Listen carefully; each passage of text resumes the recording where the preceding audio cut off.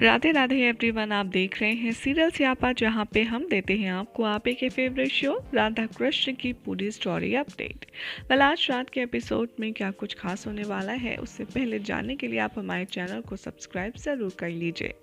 आज रात के एपिसोड की शुरुआत होती है बलराम दाऊ और श्री कृष्ण की बातचीत के साथ, जहाँ पर श्री कृष्ण बलराम दाऊ को द्वंद्व लड़ने के लिए कहते हैं, जिसे सुनकर बलराम दाऊ भी कहते हैं कि ठीक है कान्हा, तो फिर मैं यहीं इसी वन में रोमहर्षण को नर्क पहुंचाऊंगा। उधर दिखाया जाता है कि वो बलराम के बेटे और सांब पर प्रहार करने ही वाला होता है उनकी मृत्यु के लिए। तभी बलराम दाऊ आते हैं और अपने जो हल होता है उसकी शक्ति से उसके अस्त्र गायब कर देते हैं। बलराम दाऊ यहाँ कहते हुए नजर आते हैं कि बच्चों से द्वंद्व तो कोई भी कर सकता है और अपना पौरुष दिखा सकता है। तुम्हें अगर सत्य में अपना पौरुष दिखाना है तो आओ मुझसे द्वंद्व करो।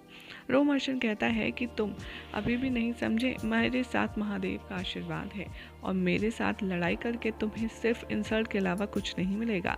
बलराम दाऊ कहते हैं कि प्रतीत होता है तुम भयभीत हो रहे हो, अगर ऐसा है तो आओ मेरी चुनौती स्वीकार करो। तभी यहाँ पर जो शुक्राचार्य होते हैं वो काफ़ी ज़्यादा परेशान हो जाते हैं। शाल से कहते हैं कि रोमहर्षण को ये चुनौती स्वीकार नहीं करनी चाहिए, ये कृष्ण का छल है, उसकी चाल है।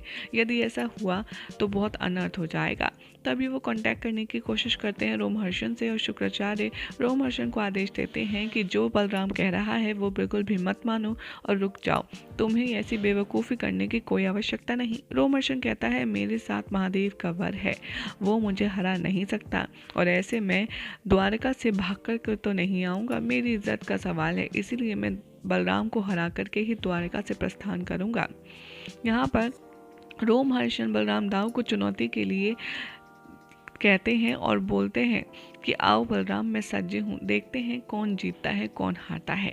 यहाँ ये देख कर के शाल्व बहुत खुश होता है और कहता है इसके साथ तो बलराम के साथ में कोई वर भी नहीं है, रोम के साथ तो महादेव का स्वयं वरदान है, इसलिए यही जीतेगा। राधा ये सब कुछ देखकर चिंता में पड़ जाती है और कहती हैं कि यानी कि रोम हार नहीं सकता और बलराम दाऊ उसे हरा नहीं सकते। इसका अर्थ है कि बलराम दाऊ के प्राण संकट में हैं। यहाँ पर राधा कृष्ण के पास जाती हैं और कहती हैं कृष्ण, ये सब क्या हो रहा है, तुम बलराम दाऊ को क्यों संकट में डाल रहे हो, तुम जानते हो कि उनके प्राण संकट में है, तुम क्यों नहीं युद्ध करते, तुम भी तो कर सकते हो ना, दाऊ ही क्यों कर रहे हैं, तुम्हारे पास तो महादेव की कोई कंडीशन भी नहीं है। कृष्ण कहते हैं कि राधा, अपमान हानि उनके ईगो का लॉस बलराम दाऊ का हुआ है, मेरा नहीं, इसीलिए लड़ना युद्ध करना उन्हें ही पड़ेगा ताकि उनका खोया हुआ मान सम्मान उन्हें पुनः लौट सके। लेकिन हाँ, मैं इतना जानता हूँ कि मेरे दाऊ का काम कोई भी खराब हो ऐसा मैं होने नहीं दूंगा। यदि दाऊ ने चुनौती स्वीकार की है तो कुछ सोच समझ के ही की होगी।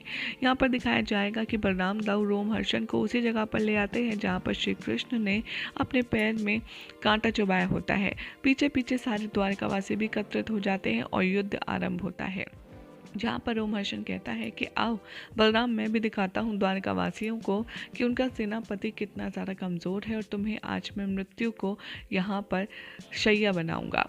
यहाँ पर बलराम दाऊ भी चेतावनी देते हैं और कहते हैं आओ रोम, मैं भी दिखाता हूँ तुम्हें कि असली योद्धा वीर क्या होता है। माता गौरी काफ़ी ज़्यादा चिंता में होती हैं और महादेव से कहती हुई नजर आती हैं, ये महादेव क्या किया भ्राता कृष्ण ने, बलराम दाऊ के प्राण संकट में डाल दिए, आखिर ऐसा क्यों कर रही हैं वो। महादेव कहते हैं वो मेरे आराध्य हैं, उन्हें सबका ज्ञान है, वो स्वयं नारायण है, यदि उन्होंने बलराम दाऊ को युद्ध के लिए कहा है तो इसका परिणाम उन्हें अवश्य पता होगा और उन्होंने कोई ना कोई युक्ति अवश्य सोच रखी होगी, अन्यथा बलराम दाऊ को कोई हाथ भी लगाए ऐसा श्री कृष्ण होने नहीं दे सकते। यहाँ पर रोमहर्षण और बलराम दाऊ मल्ल युद्ध करना शुरू करते हैं और कभी रोमहर्षण को पटका जाता है तो कभी रोमहर्षण बलराम दाऊ को पटकता है। इन दोनों का युद्ध चलता रहता है जहाँ पर दोनों ही अपना अपना बल दिखाते हैं। ये देखकर के शुक्राचार्य काफी ज्यादा चिंता में होते हैं और शाल्व कहता है, देख रहे हैं गुरुदेव, आप तो व्यर्थ में ही चिंतित हो रहे थे, रोमहर्षण के साथ में महादेव का वर है और आप देखिए कैसे वो बलराम की पिटाई कर रहा है।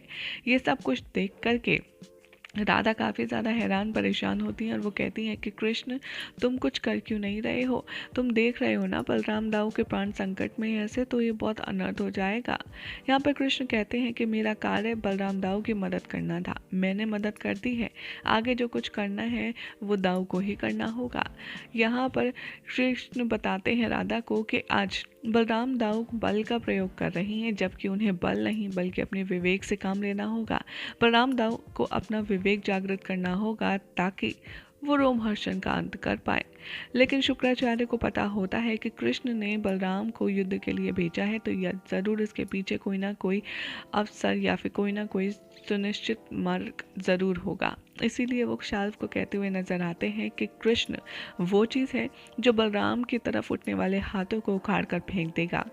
लेकिन बलराम के पिटने पर कृष्ण मौन खड़ा है। जरूर इसके पीछे कोई ना कोई बड़ा षड्यंत्र रचा है। यहाँ पर शाल्व की बात सुनकर जो रोमहर्षण है वो काफ़ी ज़्यादा एक्साइटेड होता है और बलराम दाऊ को बार बार मार गिराता है। तब निषाद और साम मदद करने जाते हैं बलराम दाऊ की और कहते हैं, पिताश्री आप अकेले नहीं हैं, हम आपकी मदद के लिए आएंगे। लेकिन श्री कृष्ण दोनों को रोक लेते हैं और कहते हैं कि नहीं, ये तुम्हारे पिता की लड़ाई है। इस युद्ध का परिणाम जानते हुए ही बलराम दाऊ ने इस युद्ध को कबूल किया है, इसीलिए उन्हें ही लड़ने दो। मुझे विश्वास है कि मैं अपने भाई पर पूर्ण विश्वास कर रहा हूँ, वो सही है। इधर रेवती काफ़ी ज़्यादा रोती है और बलराम दाऊ एकदम मृत के समान हो जाते हैं। यहाँ पर बलराम दाऊ से कृष्ण यही कहते रहते हैं कि दाऊ बल नहीं, अपना विवेक जगाइए। बलराम दाऊ इतने ज़्यादा पिट जाते हैं कि वो एकदम मरे हुए इंसान के जैसा होते हैं और वो उसी घास के पास जाकर के लेट जाते हैं जहाँ पर श्री कृष्ण ने अपने पैर में उसे चुभाया होता है। यहाँ पर रोमहर्षण ऐलान कर देता है कि मैं द्वारिका में विजयी हुआ। अब द्वारिका का अंत होगा, बहुत जल्द ही ये द्वारिका जलमग्न हो जाएगी और द्वारिका का अंत हो जाएगा। यहाँ पर बलराम दाऊ को श्री कृष्ण की बातें कानों में पड़ती हैं और वो अपना विवेक जगा करके खड़े हो जाते हैं और वो देखते हैं कि सामने वो घास पड़ी है जिस पर श्री कृष्ण ने अपने पैर रखे थे और उन्हें वो एग्जाम्पल दिया था। तभी बलराम दाऊ को समझते देर नहीं लगती कि उन्हें किसका अंत किससे करना है, क्योंकि रोमहर्षण के वरदान के मुताबिक ना तो कोई शस्त्र से अंत हो सकता है और ना ही वध से, लेकिन घास जो होती है वो कोई शस्त्र नहीं होती। इसीलिए बलराम दाऊ को समझ आ जाता है और वो एक घास लेते हैं और वो रोमहर्षण को एक बार फिर से युद्ध का ऐलान कर देते हैं। सभी लोग ये देखकर काफ़ी ज़्यादा हैरान हो जाते हैं और रोमहर्षण कहता है कि क्या तुम मुझे अपनी हंसी से भयभीत करना चाहते हो? ऐसा नहीं होगा, तुम हार चुके हो। बलराम दाऊ यहाँ पर उस घास को अपने हाथ से फेंकते हैं और जो वो घास जैसे ही रोमहर्षण के गले तक पहुँचती है वो उसका गला धड़ से अलग कर देती है और बलराम दाऊ की जीत हो जाती है। ये सब कुछ देखकर, रोमहर्षण का अंत देखकर शुक्राचार्य और शाल्व काफ़ी ज़्यादा भयभीत हो जाती है और शुक्राचार्य कहते हैं कि मुझे पता था इसने कोई छल किया है और यही था चल, मैंने इसे वार्निंग दी थी, उसके बावजूद भी इसने मेरी बात नहीं मानी और देख लिया इसका अंत हुआ। सारे द्वारिकावासी बलराम दाऊ की जय जयकार करने लगते हैं और यही हो जाएगा आज रात के एपिसोड का एंड, जिसके बाद कल क्या होगा आपको बताएंगे नेक्स्ट रिपोर्ट में। ऐसी मज़ेदार अपडेट्स के लिए चैनल को सब्सक्राइब करें और वीडियो को लाइक शेयर करना ना भूलें।